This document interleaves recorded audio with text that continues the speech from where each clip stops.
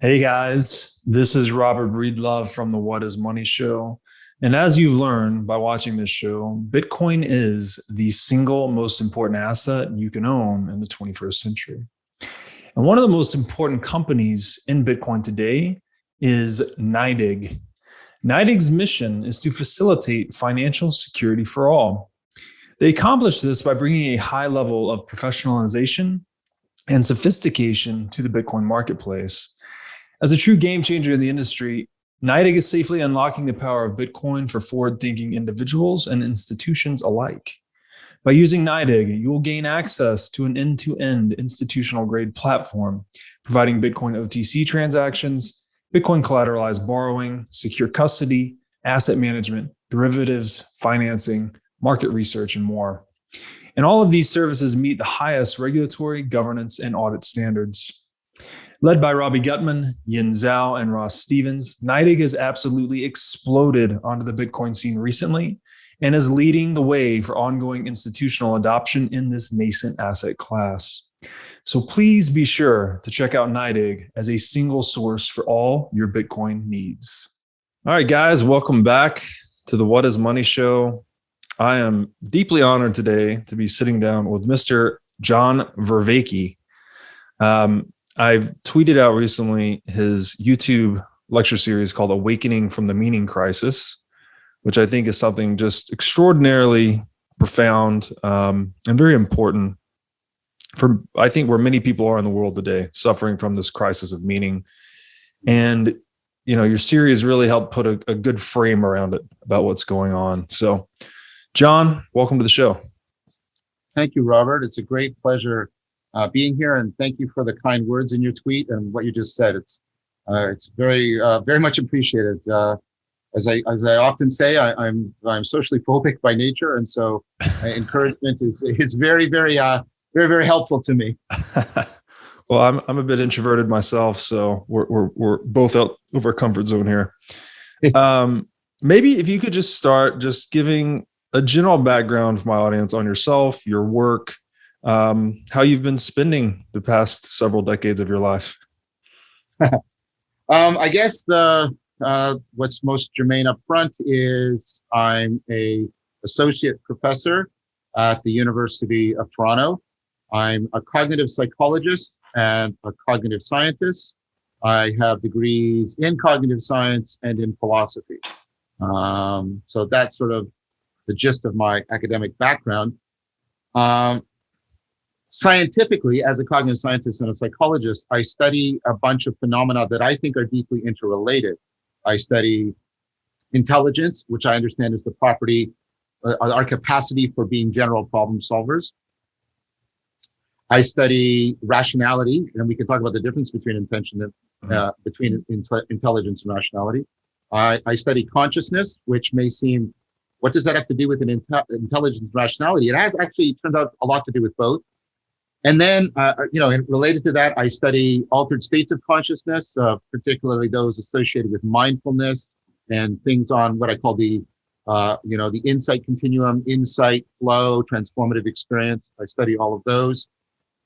And then that leads me into a topic that I also study. I publish on all of these, namely wisdom. What is wisdom, and why do we seek it without having very good, clear cultural guidance these days as to what it is? In fact, that leads me into sort of my overarching project, which is what I call the meaning crisis. And we can talk about what meaning is progressively as this unfolds. I take a 50-hour lecture series to try and unpack that really complicated question. And it's an important question because it looks like, and the empirical research on this is growing very rapidly, that meaning in life, which is different from the meaning of a sentence. When we use meaning in life, we're using the meaning of a sentence as a metaphor to point to something. We're trying to point to this thing that human beings really seem to really fundamentally need and seek out. But it's very problematic when they seek it out. They can often fall into failure. And that has to do with wisdom. And you may say, well, how? And it goes, the basic idea is something like this, and I want to unpack this with you. So I'm going to just say it in a very cursory manner. the mechanisms by which we're intelligent, by which we try to make sense of the world, they're dynamically self-organizing. That was one of the things that I think attracted you to my work, right? But for that very same reason, the very same principles that make it adaptive, dynamically self-organizing, are the same principles that make us subject to self-deception. And that self-deceptive vulnerability makes us equally vulnerable to self-destructive and other destructive behavior.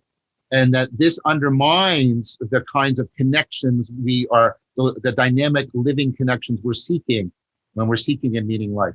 Hopefully I'll be able to get beyond metaphor when we talk about this. So right now, what at least a preliminary definition is, wisdom is what allows you to systematically and reliably overcome self-deceptive, self-destructive, other destructive behavior, and reliably enhance those living senses of connection to yourself, to each other, in the world that we are pointing to when we say meaning in life. And then I can tell you what the meaning crisis is. We have an information glut and we have a wisdom famine. People do not know where to go. And this is for various historical reasons. The cultivation of wisdom has not exclusively, but predominantly been associated with religious traditions. And as the West has lost a shared religious framework, and I'm not advertising for going back to anything. I'm just stating a historical fact, right? We have lost the traditions and the guides and the ecologies of practices that would help us cultivate wisdom. So I do this all the time with my students. I'll say, wherever you go for information, well, that's easy. Social media, blah, blah, blah, blah. And they have a glut of that. And then I'll say, where do you go for knowledge? And they pause a little bit and they say, well, science and the university. And then I'll say, where do you go for wisdom? And there's a silence. And that silence it's not just sort of an empty silence. It's a corrosive, eroding silence. Because we cannot, who among us does not want to be less foolish and flourish more? We cannot avoid wisdom. We either pursue it explicitly and in an organized, coherent manner, or we pursue it implicitly in an incoherent, disorganized, fragmented manner. And that's what you see lots of people doing. In fact, I would propose to you that very often when people say they're spiritual but not religious, and this is the defining feature of the nuns, the NONESs, those who have no official religious affiliation, what they mean is that they're cobbling together in an autodidactic, semi-reflective, right, fashion, various practices and idea sets to try and cultivate wisdom. And the chances of that happening in an autodidactic, mostly implicit, incoherent fashion are quite low. And then people turn to social media to try and augment their strategies, but social media is largely designed to augment our cognitive biases and our self-deceptive practices, and it tends to make things worse rather than better. So that's sort of touching on the meaning crisis and how it relates to the other stuff I do.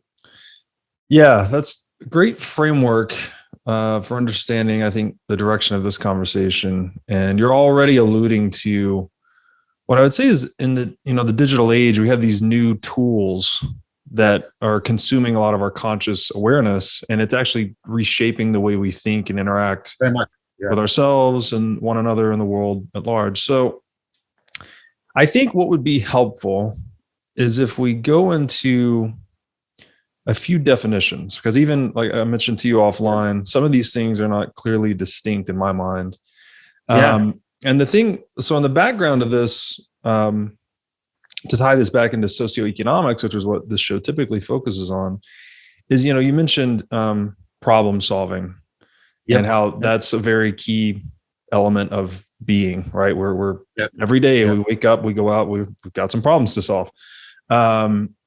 So individually, this is something we do. And this is something that we largely satisfy through the market, right? Markets are actually these forums of free exchange where we solve problems. We discover prices, we innovate, et cetera. And then I think that in that scope, money is one of the most instrumental and important tools in the world, because it's actually what wires together this problem solving entity we call the market, or wires together our consciousnesses to form a market. And in that way, it's correct me if I'm wrong here, but I think you would almost describe humanity as a meaning making species, or an identity ascribing species. You talk often about this, how identity co-originates, right? In both, we're creating an identity for ourselves and ascribing it to others. And that's kind of how we generate this salience landscape and whatnot. So I just think there's very deep interconnections here. And I discovered your work, got very excited about it, reached out to you. So let's try to flow into this, I think, with some definitions, and hopefully that lays a foundation for further conversation. How would you define consciousness? Oh, that's the one I would define last, perhaps. That's the holy grail of cognitive science, trying to explain consciousness. I would point your listeners, if they want to hear a very long argument about this and presented in a dialogical manner, there's a series I have called Untangling the World Knot that I did with Greg Enriquez, which is a comprehensive attempt to give a comprehensive account of what consciousness is. Well, let me go back to the problem solving, and in this way, one of the things I want to argue is that we should try and understand these things interdefinitionally, that our definition of consciousness and our definition of intelligence will turn out to be importantly related to each other. In fact, one of the criticisms I have of some existing work in the philosophy of mind is that these two questions are separated in a way I think that is unjustifiable. So let's start at the beginning. I just thought of something. I want to add one more definition that we should talk about, which is psychotechnology, because that'll get us into distributed cognition and things like coinage and money and their effect on individual and distributed cognition. So problem solving. So again, let's go back to it.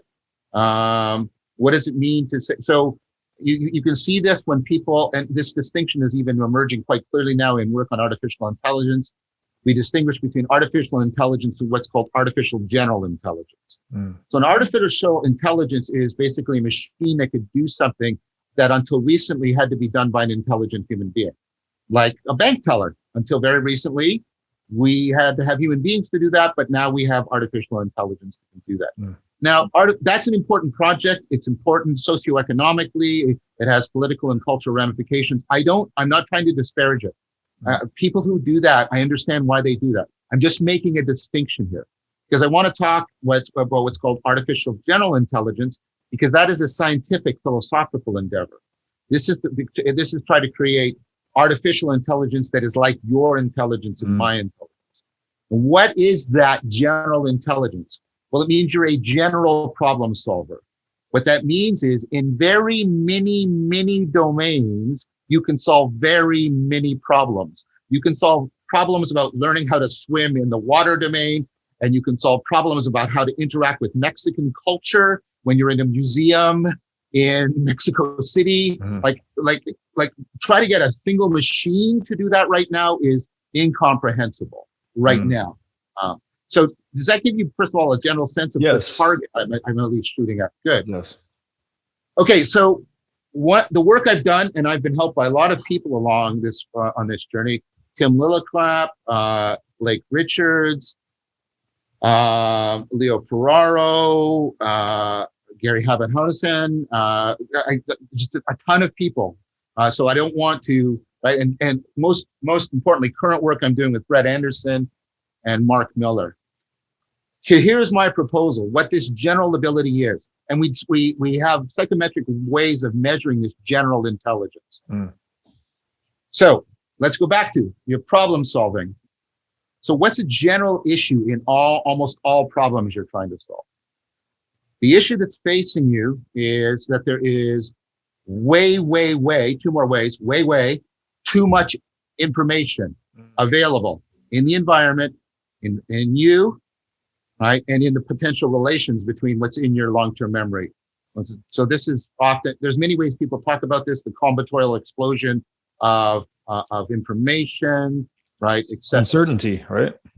It's a kind of uncertainty, but there's you don't want to identify them because you could have each piece of information could be certain, and you could still face a combinatorial explosion of the information available to you. Gotcha. You could have limited information, and that nevertheless that information would be polluted by noise, and you would be uncertain about it. So, right? So you're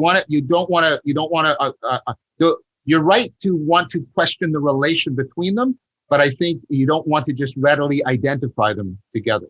Gotcha. Okay. Okay. So the problem is you can't search all the information, and this isn't what you can't do. You cannot check each piece of information and see if it's needed for the problem at hand. Like, so I'm trying to talk to you right now. Is that piece of the carpet right now relevant to talking to you? Well, no.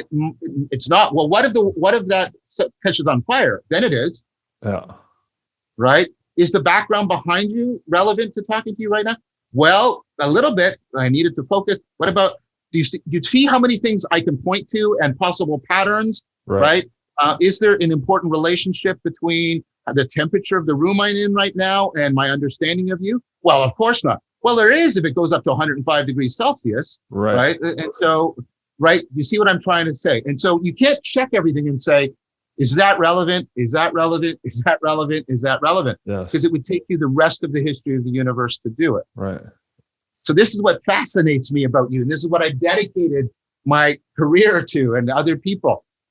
Right now, you do it like that. You zero in on relevant information. Yeah. And this sounds like a Zen koan. You're intelligent because you ignore most of the information. Yes. There's a deep connection between intelligence and a certain kind of ignorance. Yes. Now, here's the thing. You can't do that perfectly, because the only way to do it perfectly would be to check all the pieces of information. But you do it so well and in so many different domains that you can solve your problems and achieve your goals. I call that ability relevance realization. And I'm playing on both meanings of the word realization, right?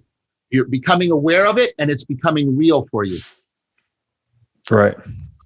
I argue with Leo Ferraro and all these other people that general intelligence is exactly that capacity for relevance realization. That's the ability that makes you intelligent. That's the ability we're struggling to give to computers when we're trying to give them artificial general intelligence. Right. Now, there's a lot of debate about, is that like one simple function or is it a bunch of functions? I won't go into that right now. All I want to do is establish this idea that what we're trying to do is relevance realization. Let me ask you. Does that make sense? Yes. No, it's excellent. So the relevance itself, I'll lay out some things here and then hopefully it'll frame the question. The relevance itself seems like it could only be, it has to pertain to an aim or a purpose of some kind.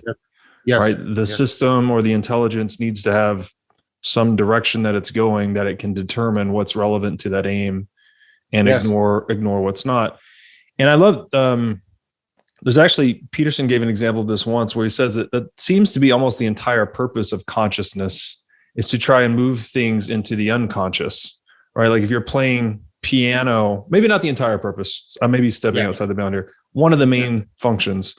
So if you're playing the piano, you have to pay very close attention to how you move your fingers and how you position your hands.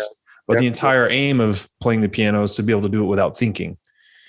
And there's a North Whitehead quote that very closely mirrored this that you've probably heard. I think about it a lot. And he essentially saying that the conventional wisdom is we need to think before acting, but the precise opposite is true, that civilization advances with the more important operations we can perform without needing to think about them. Yes. And in a way, again, back to this relationship between consciousness and the market, that's what the market is trying to do as well. The market's trying to solve these problems in a way that people don't need to think about them anymore, right? When you jump in your car, turn the key and press the gas, there's a lot of complex operations taking place that the market has already solved for you that you now don't need to think. You can think about the politics at work on your commute in versus how the combustion engine works or something like that. So, now I've kind of slid from my question there, but I was trying to just connect to this. The conscious awareness seems to be kind of like the aperture through which we're moving things into the unconscious, where we don't need to think about them as much, so we can go and pursue other aims. So I guess how would that pertain to? But I think you're putting your finger on where I want to go next, which is, and there's two things. One I'll mention, and I want to follow it up with you later. Is that we have to understand that when we talk about intelligence, we don't just mean individual cognition, individual problem solving. I belong to what's called 4E cognitive science, embodied, embedded, enacted, and extended, right? And one of the primary ways in which we solve most of our problems, and you've just indicated it, is through distributed cognition. So a way of thinking about this is way before the internet linked computers to release the power of distributed computation, which makes this conversation possible. Yes. Culture linked brains, people together to release the power of distributed cognition. Almost everything we do by participating in distributed cognition. Yes. So I want to talk both about individual intelligence and collective intelligence. And we store things differently and solve things differently in those two domains. And one way we might think about one of the things money does is help to set up a relationship between individual cognition and distributed cognition. Right. So that I'd like to follow that up with you. Yes. But I want to go back to the primary point you were making. And Peterson, well, I can call him Jordan. I know him. So Jordan is right. Jordan is pointing to a feature of consciousness that Bohr and Seth have put their finger on. And so let me first put it as a question, then we'll move back towards Peterson and Bohr and Seth. Most, and this has been one of the great discoveries of modernity, especially post Freud, right, is that most of your intelligence is unconscious. Let me give you an example. You're understanding the sounds that are coming out of my face hole right now, right? How are you doing that? You have no idea whatsoever. Right. You have and try to get a machine to do that, and you quickly understand how complex and sophisticated and intelligent the machine has to be in order to turn noises into, and we still don't have it where it turns the noises into ideas. Yes. That's just one example of how most of your intelligence is unconscious. Okay. Right. So then the question is, why are we conscious at all? And you should stop and savor that question for a minute. Why are we conscious at all? Given that a lot of our intelligence is unconscious and a lot of our problem solving is done with distributed cognition that doesn't require an overarching unified consciousness, why are we conscious? To deal with novelty or something? That's great. That's basically, okay. Now note it, and that'll get us to the Peterson point, right? Notice that what you're saying is, I seem to be conscious when I have to confront a particular kind of problem. Novelty is part of it, but certainly not novel. There's lots of novel stuff again happening on around you. There's unexpected movements of certain odors through your room. Right. That's novel, and you don't care. You don't care, right? Yeah. It's irrelevant. But it's a kind of novelty. So I want you to, in order to help, I want to make a distinction. And again, let's go back to problem solving between two kinds of problems: a well-defined problem and ill-defined problem. So what constitutes a problem? A problem is when I have an initial state that is different, as you indicated a few minutes ago, from a goal state I want to be in. So for example, if I'm thirsty and I don't have water right now, that's a problem. Is that okay? Right. Yes.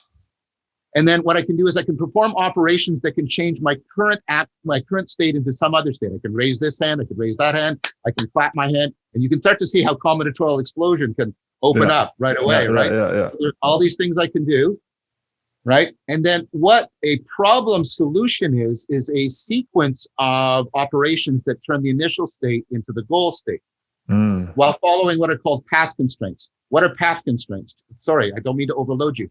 But remember, you're a general problem solver. You don't want to solve any one problem to the detriment of your ability to solve other problems. Jerry Fodor gives the example of somebody who wants to cook their lunch and so they burn down their house. And we don't go, wow, that's brilliant.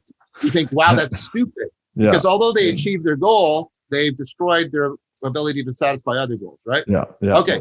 So you have a sequence of operations that turns an initial state into the goal state while obeying the path constraint. And what you're trying to do is avoid the combinatorial explosion of all the possible pathways you could pursue and all the possible information you could consult. Right. Okay. Now, there are problems where we have a very helpful representation of our initial state, our goal state, our actions, and our operators. So I take it for you that multiplication is a well-defined problem. If I tell you what's 3 times 12, you know what kind of problem it is right away, right? Yeah. You know what actions are relevant, which ones are irrelevant. Singing is irrelevant. Singing is irrelevant. Dancing is irrelevant. Right. You know what the final result should be. It should be a number. It shouldn't be the best picture ever made of a platypus or whatever. Right? It has to be. So that's a well-defined problem. You've got your initial your representation of the initial state, the goal state, the operators are all helpful. They're clear. They're interdefining. You go, yes, right? Now, the problem we have is that a lot of our education was giving us well-defined problems. So we came to think that most of what life's problems are well-defined problems. Right. I'm getting back to consciousness. Give me a sec. but most real-world problems are ill-defined problems. That's right. Let me give you an example. We're doing it right now. Have a good conversation. What's the initial state? We're silent. What should we say? Well, crucial, important, relevant thing. Great. Right? Or, right, go on a successful first date with somebody. That's a really ill-defined problem. Yeah. Right? Tell a joke. Okay. So the point is, these problems are ill-defined. So we can come into situations where we're hitting ill-defined problems. And if they're novel in being ill-defined for us, right, or at least there's some aspect of their lack of definitiveness for us is novel. Yeah.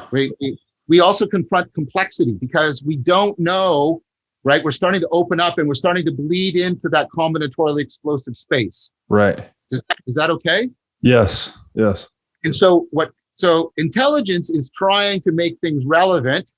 And then what it does is all your unconscious intelligence, this is a simplistic story, but it's sort of the gist of the truth. What it does is it passes that initial pass of what's relevant to working memory. And then working memory does a higher order evaluation of, right, what of these are relevant right now because of this ill-defined problem that I'm facing. And then it directs your attention to what it is deeming relevant in this moment because of the novelty, the ill-definedness, the complexity.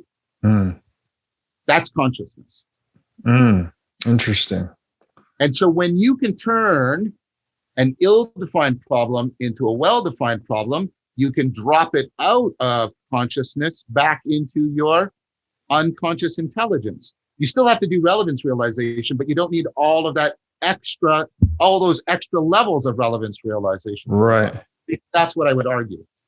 So, and this may pertain to optimal grip later, where you're trying to get a handle on the ill-defined, what Peterson may call chaos. You're trying to get some boundaries around it to convert it into order, to then embed it, I guess, into this intelligence that's unthinking, unconscious in a way. That is very well said. Yeah. So if you go with the Peterson idea of chaos, this would be a Vervaeke interpretation of it. And Jordan had many, we even had a public debate about the frame problem and things like that.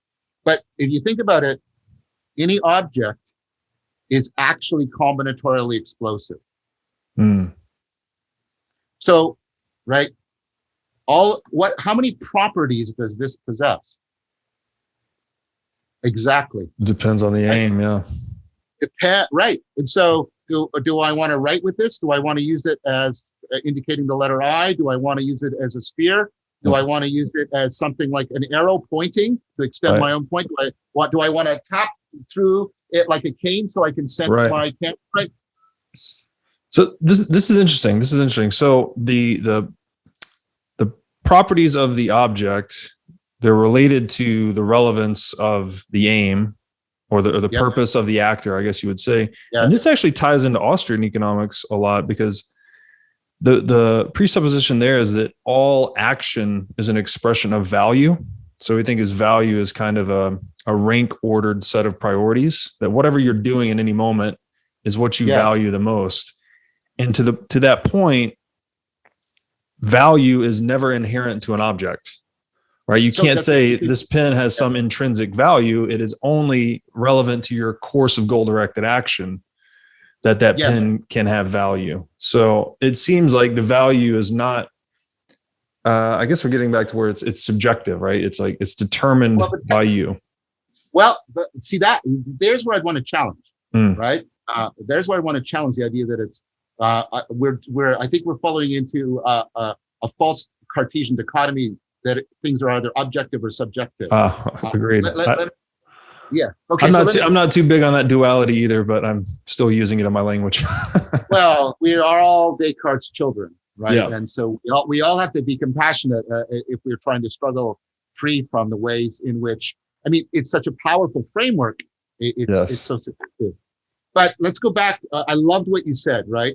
The idea of, because one of the best models right now of what attention is it's basically that higher order relevance realization in which we're prioritizing things. Yeah. So, right. And so what consciousness does is it prioritizes an aspect of a thing. So let me try, before I did what I did a few minutes ago, you probably saw this as a pencil, but you can see it as a sphere, right? Or a rocket ship if I'm playing with it, right? Yeah. So, and that's why you can say I'm conscious of it as, right? So, and notice you're doing that. You're doing that, right? Everything is being aspectualized. You're right, and that's how consciousness is doing this very powerful relevance realization for you. What it's doing is it's setting out the aspects of things. Right. And this is where relevance realization theory, and this is where I work with Mark and Brett, is being integrated with predictive processing models. Right. It's very powerful right now to say, well, what the brain is a prediction machine. And I think the work of Tristan and others is fantastic. But right, you can't predict everything about this. You have to choose an aspect under which you're going to predict it. Consciousness is helping you do that. Consciousness is helping you do that. Right. Now, why do I say it's not subjective? Okay. The graspability of this. Okay, that's a way in which it's relevant to me, right? Yeah. Now, is the graspability of it in this? No, because an ant can't grasp it, right? And the Empire State Building can't grasp it. Oh, well, graspability is in the hand. Well, no, it's not. My hand can't grasp everything. The graspability, this is what Gibson called, is an affordance. Its aspect as a bottle is dependent on its graspability, which isn't in this physical object or in me, but in a real relation between them. Interesting. Does that make sense? Yes, it does. So relevance, I coined the term relevance is transjective. It's a real relationship between you. And I think that between you and, so the world and you are co-making it together. Yes. Okay. Let me give you another property that you know, and it's directly relevant to what we're talking about, that is similarly transjective, being adaptive. So Darwinian evolution, creatures survive because they have adaptive features. Well, what is an adaptive, what is adaptation? What is adaptivity? Does the great white shark possess adaptivity in itself? No. If I drop it in the Sahara Desert, it's dead. Right. It's adaptivity, and this is what 4E cognition means by being embedded. It's embedded in its environment. The adaptivity is not in the shark or in the environment, but in the niche, right? The niche that is co-created by the organism and the environment. It is between the organism and the environment. That's why I wanted to challenge the subjectivity notion of relevance. Yeah, no, that's very well said. And so this gets into that co-origination of Yep, identity, perhaps, yep, and this concept of conformity, right? Where you're actually yep, conforming your hand yep, to fit the yep, bottle, and the bottle was indeed designed to conform to your hand yes, as yes, well. And I don't want to get us too far off track here, but what the other thing this really piques my interest on is the concept of emergent properties yep, actually arises from this relational aspect, right? It's never yes, when an ant colony is more than the sum of its parts, or I think what you call in your work the structural functional organization or the yeah, gestalt yep. or Or the the IDOS, yeah, logos, yep, yeah. yep, So there is something to, and I don't know if this is not, it's not just to life. I guess it's more evident in organic life that it's more than the sum of its parts. But in many ways, we observe this in nature, where yeah, any complex system effectively exhibits emergent properties of some kind, yes, and those yes, properties arise from the relations between the elements, not from the elements themselves. yes, yeah, Um, that's just something I was thinking about. So maybe we'll try to keep working our way down the definition list here. yeah, Feel yeah. free to take it any direction you want. You did bring up psychotechnology. Is Yes, now a good time for that one? I think so. I think Okay. so because, um, I mean, we do need to get back to rationality and how it's neither intelligence nor consciousness. Now It we can depends on. continue that way if you prefer and come back to psychotechnology. Okay, let's do that. Let's do that. Okay. So intelligence is this ability to solve problems, and most of that's going on. Very sophisticated, very dynamically self-organizing. Basically, what it's trying to do is it's trying to figure out how things are relevant to you as an auto-poetic system. So very quickly, right?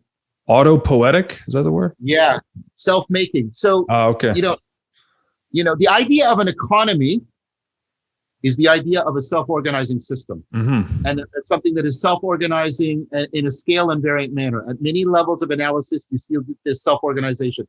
So it's self-organization within self-organization within self-organization. Yes. That should be fairly well in hand for a lot of your listeners, right? Yep.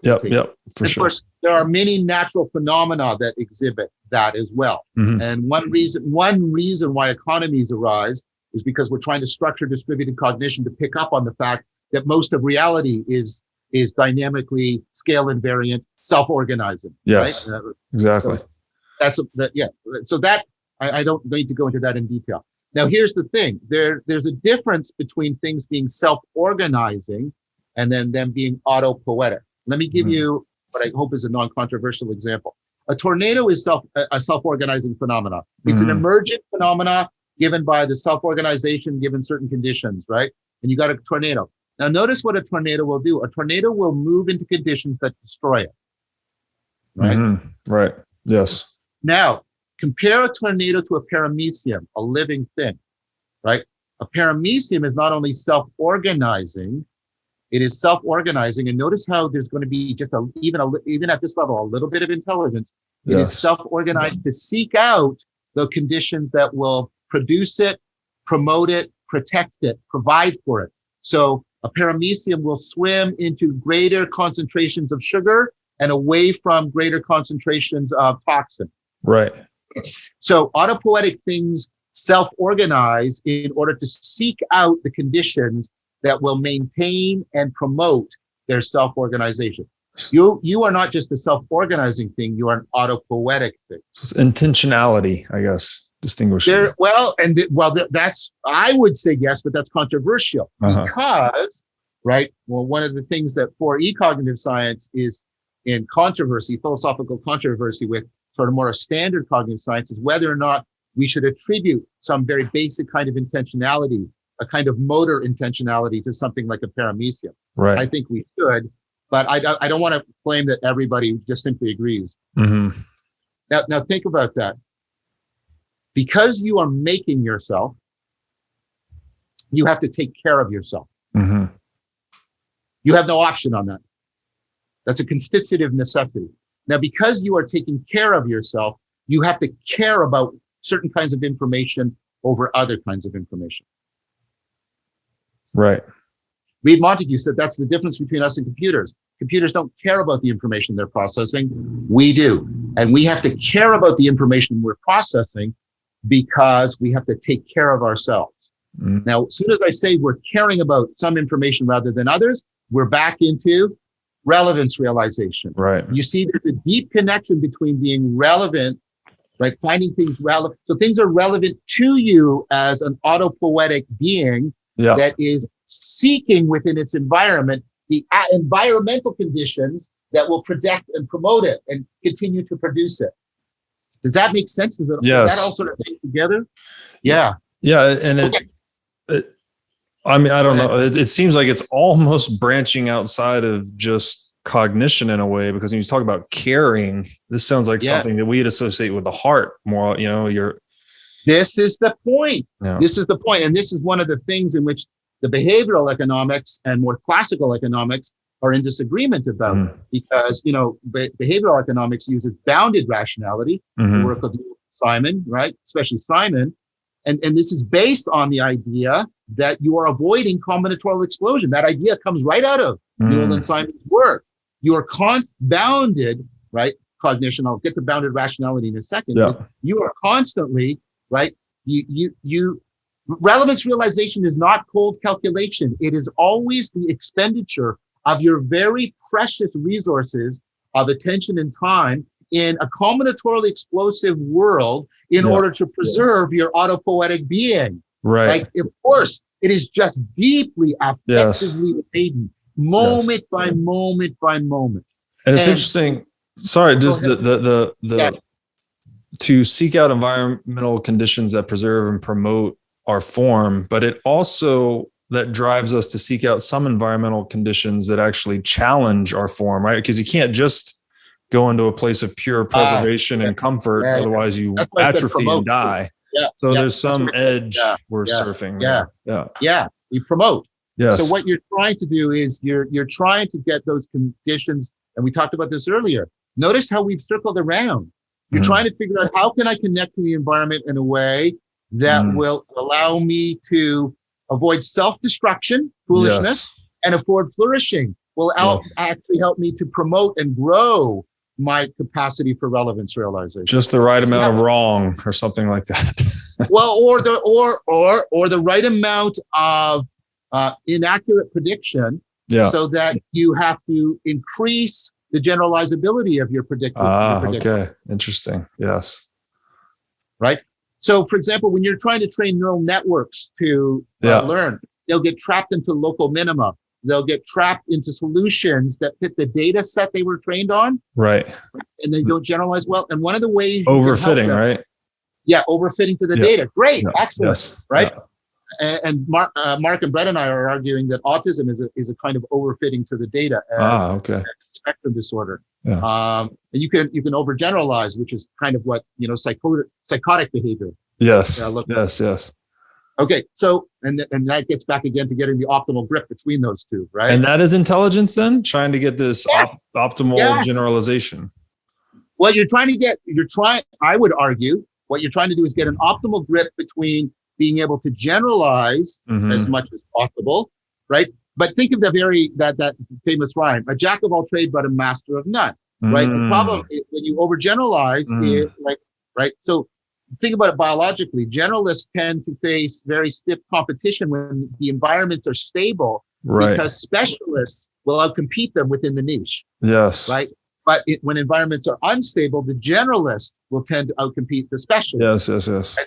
And so if you want a long term, you want to constantly dynamically toggle between being a general purpose machine and a special purpose machine. So a balance between depth and breadth that you can toggle between. That's interesting. And you're doing it all the time. Let's go back to the pencil. So I can zoom in if I need to get details, but I pay a price. Notice the trade-off relationship. I pay a price. I can't see the whole pencil. When I zoom out to see the whole pencil, I lose the detail. And you can set what's the best place. Remember what you said about value and relevance. There is no best place. Right. It depends on what I'm trying to do. Yes. Okay. If I want to see if there's a crack in it, I need to zoom in. If I want to use it as a sphere, I probably want to really zoom out. Yeah. Yes. Totally makes sense. So okay. So intelligence in a line, then we could say, is this balance between generalizability and specificity? That's one. Yeah. Okay. So it's often in the literature between generalization and discrimination. Okay. Again, you like notice that, right? I want two different things. I want to be able to see as much as possible, but I also want to be able to see I want to be able to distinguish things. Right. And here's sort of the core issue, Robert. Sometimes how things are the same is relevant, and sometimes how they're yes. different. Right. Relevant. Of course. Yes. Yeah. Right. Yeah. Right. Yeah. Right. Interesting. So okay. All right. Well, now, sorry, go ahead. That's intelligence. Okay. Right. Now I'm very undiscriminated here. Intelligence versus rationality. How do you distinguish the two? Okay. So there we go. So we've got a lot of the intelligence is doing this amazing job of optimal gripping and dynamically zooming in and zooming out and dynamically zooming up and down in terms of how it prioritizes things. And your attention is doing that, all of that. And your memory is doing it. And all this machinery is running. Okay. It's really, just marvelously impressive. Yes. Okay. But remember what I said. Okay. Remember, it's not cold calculation, especially when it starts to interact with consciousness, working memory. What is it when relevance comes into working memory and consciousness? That's salience. Okay. Salience is how things stand out for you. So when I did that caught your attention. So notice that it can capture attention, but notice attention can also drive it. If I say, look at this, now it becomes salient for you. Or your left big toe. Your left big toe. Now it's salient to you. You see that? So see how attention is moving like this? So salience is how relevance realization comes into working memory, comes into consciousness, comes into your online interaction with the world. Here's the problem. That very process that is helping you be so adaptive is also making you prone to self-deception. Okay. Let me give you an example, a concrete example. Playing chess. What's the search space for chess? How many possible ways can a game of chess go? Well, it's given by the formula F to the D. The number of moves you can make at any time and the depth, the number of moves you can make, the number of steps you go through. So it's on average, you can make 30 moves per turn, and on average, there's 60 turns per move. So that's 30 to the power of 60, which is 5 times 10 to the 88th power, which is greater than the number of particles in the universe. Right. So you know what you don't do? Even the best chess machines, you don't check all the options. Right. Right. Yeah. So you have heuristics and you have ways of trying to shrink that space. So one of the things you can do is shrink the space by making salient or finding salient the certain aspects of the chessboard. So a heuristic that people use for playing chess is to concentrate their attention on the center board. They bias their attention because they can't search all the possibilities. Yes. And they're correctly thinking, well, this is increasing my chances of winning. Yes. And occupying the center increases your optionality of your pieces. Right. And so I defeated somebody who was playing that way by making it look like I cared about the center board while building a peripheral strategy. And that's how I beat the game of chess. Interesting. All's fair in love and war. Yes. The very processes that make you intelligently adaptive make you perennially and pervasively vulnerable to self-deception. Interesting. So is it when you're channeling your cognitive resources to a specific area, then you're blinding yourself to the periphery, whatever it may be. And then that opens you up to deception. Yeah. Think about the word interest. It means interesse, to be within something. You're focusing your attention, you're caring, you're assuming a particular identity, you're assigning, like binding yourself. That's what's so meaningful. That's the meaning. You're binding yourself deeply. And you have to, that's adaptivity. Right. But you pay the price for that is that, right? And you know how you know that this is often the case? You'll have a moment when you realize how you framed it, what you've made salient, how you sized it up was the wrong way of framing it. That's the moment of insight when you go, oh, I've been looking at this completely the wrong way. I've been looking at the wrong aspect. I've been foregrounding the wrong things. I've been focusing on the wrong, right? Right. So Okay. Notice what insight comes with. It comes with a flash of consciousness. Right. Well, no, that's so interesting. So it's you almost assumed the wrong constants or put it in the wrong. This is the frame problem, right? You look. What is your 9-dot problem? Which we can't do without a marker board here, but it's. I mean, you did it twice in your lecture series, and it got me both times. I'm just like, it's incredible. Okay, so all right. Go ahead. So salience, then I think that was pretty well defined. Rationality is then related to salience. So let's say.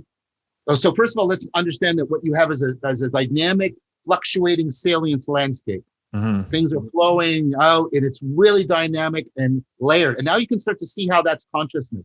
Consciousness is this dynamic, textured, flowing salience landscaping that you're doing all the time. And it's sorry to interrupt, just one thing you pointed out earlier. It's multi-sensorial because it's not just visual. Like I think when we're doing this, it's visual, but when you said like your left big toe, there's that proprioception. All of a sudden you're thinking about, okay. That's all. Exactly. Yeah. In fact, you're trying to get an optimal grip within each sense and also between all the senses together. Right. Which is like consilience. That makes it more truthful, right? Yeah. Yes, exactly. It raises the plausibility, the intelligibility of it. Maybe we can come back to that. Okay, so now, rationality is to use your intelligence to develop skills of attention and consciousness so that you can overcome as much as possible your proneness to self-deception. Okay, so a debugging of sorts.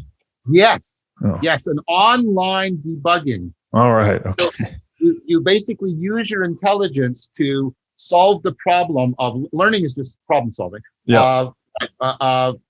Acquiring the skills of attention, aspectualization, salience, landscaping, consciousness, right? So that you will overcome the biases or the proneness to self-deception that is built into the functioning of your intelligence. Interesting. Wow. Okay. Is there any relationship between, because one thing I've thought was super interesting is the concept of the logos. Yes. I know it has very deep meaning, but two Greek translations of it are word or ratio. Right. And clearly, what you think of words is most words having a value or definition in relationship to other words. So it's kind of a ratio of meaning, if you will, between two words. Everything except, holding up the rock and saying rock. All the other words are relational in that way.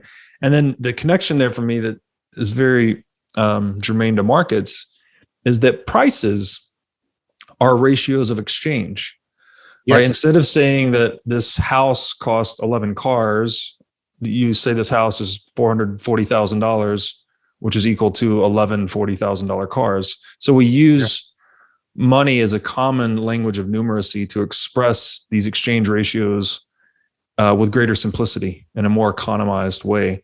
So my question there is rationality. Is that related to the concept of ratio, which is inherent to the logos? Yes. And that wow, that was really good. I really like that. That's excellent. Thanks. Okay. Been thinking about it for a while. It shows. Thanks. So the original meaning of logos is to gather things together so that they belong together. So even when you're classifying things, like if I were to, I hold up this, and you see them belonging together because they're both writing instruments, that's logos, right? And so you can see how logos, right? It's very much related to this finding things relevant. You basically, when you're finding two things relevant to each other, you're doing a way in which they're both relevant to you, right? Right. That's what you're doing, right? Because in terms of physics, these could be made out of different kinds of matter, different electromagnetic properties, right? But you see them as the same because of the way in which they're relevant to you. Yes. Right? Yes. Okay, so that's logos. And then we do the same thing with words. We bring words together and we see them as belonging together because they fit me, they fit to me and help me fit the world. Right? Right? Yeah. So that's the word, that's the logos there. So you can see it in categorization, you can see it in speech. In the ancient sense of rationality that has to do with ratio, and hopefully this will catch for you. I'm proportioning my attention and my caring so that I can seek out, I can enhance and improve my ability to seek out those conditions that will promote my flourishing and reduce my foolishness. Interesting. Okay. So it is finding the proper ratio of these various resources and allocating them such that you're optimizing rationality. That's why I call relevance realization theory a bioeconomic model of intelligence. Interesting. Bioeconomic. Okay. Wow.